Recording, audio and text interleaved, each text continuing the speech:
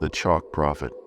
It started as an oddity, a street artist who worked in chalk, appearing overnight in different parts of the city.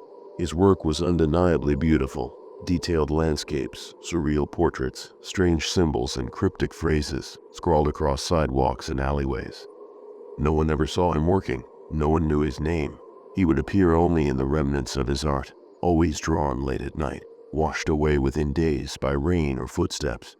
At first, people dismissed it as just another eccentric artist, someone with talent but no audience, a ghost of the city's forgotten corners. But then, something changed. People began to notice patterns. The drawings seemed familiar. A street scene, for instance, perfectly depicted the aftermath of a traffic accident that hadn't happened yet. A mural of storm clouds and fractured buildings appeared 3 days before an earthquake rattled the downtown district. Faces drawn in exquisite detail were later found to be exact matches of people reported missing. The artist, it seemed, wasn't just drawing, he was predicting.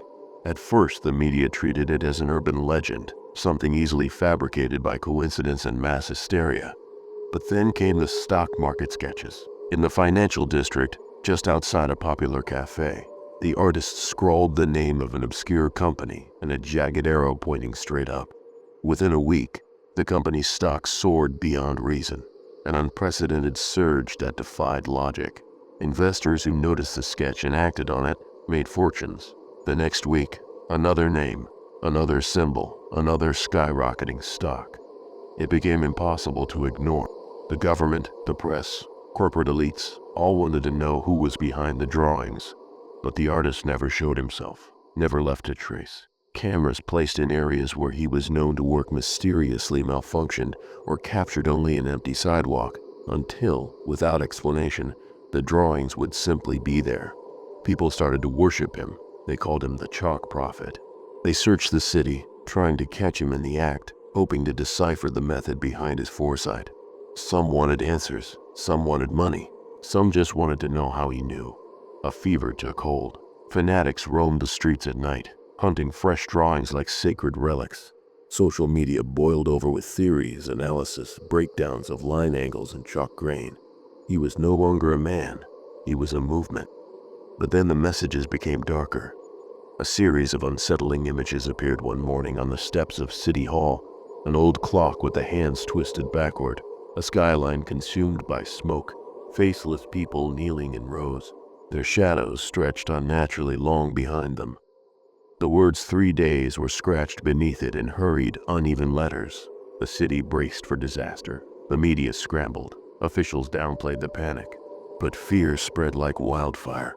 And then, on the 3rd day, the largest cyber attack in history crippled the nation, wiping bank accounts, disrupting hospitals, collapsing infrastructure. The Chalk Prophet had known. He had warned them. After that, his work became less frequent but more ominous. Sketches of missing people would include dates that marked the exact moment their bodies were found. Political scandals were drawn in surreal, nightmarish compositions weeks before they unraveled in reality. It was no longer a question of if his predictions would come true, only when, and people began to unravel. Some spent their nights obsessively hunting the next drawing, desperate for a glimpse into their future. Others went into hiding, terrified of seeing their own face sketched in chalk. Those who had once profited from his stock tips now refused to touch them, knowing that for every gain there was a cost. The prophet was no longer seen as a savior, but as a messenger of fate, indifferent and inevitable. A kind of madness gripped the city. Arguments over the meanings of new drawings grew violent. One man nearly killed another outside a laundromat, beating him senseless with a tire iron during a screaming match over the interpretation of an image. Whether it foretold an economic collapse or a cleansing rebirth, the victim lost an eye. The attacker vanished, but the footage went viral. The prophet had become a mirror, and what people saw in that reflection drove them mad. I wasn't immune. At first, I thought I was just curious. But soon I was skipping work, skipping meals, drifting through alleys with a flashlight in hand. I started dreaming in chalk, white lines tracing across my vision at night, drawing scenes I couldn't unsee. Sometimes I'd wake with the taste of dust in my mouth and swear I'd been drawing in my sleep. I had notebooks filled with sketches, none mine, all copied from his. I didn't know why. It felt like I was trying to understand something buried between the lines, something no one else could see. My fingers trembled when I held a piece of chalk. I tried once, just once, to recreate one of his symbols on my apartment floor. I couldn't finish it. It felt like my mind was being hollowed out, like I was merely the space his ideas passed through. I stopped recognizing myself in mirrors. I started looking over my shoulder in my own home, as if he would appear behind me, and then, without explanation, all his work disappeared, not washed away, not covered up, gone. Every drawing, every symbol, every word erased as if he had never existed.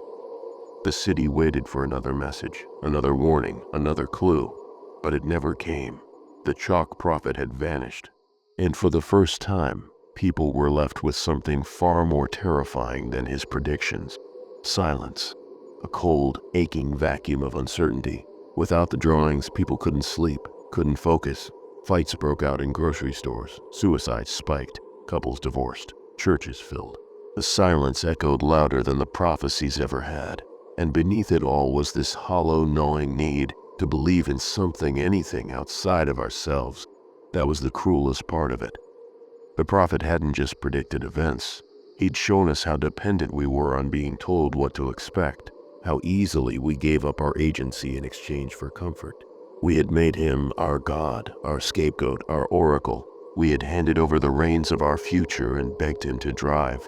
And then he left us with ourselves, naked, alone, staring into a mirror we couldn't smash.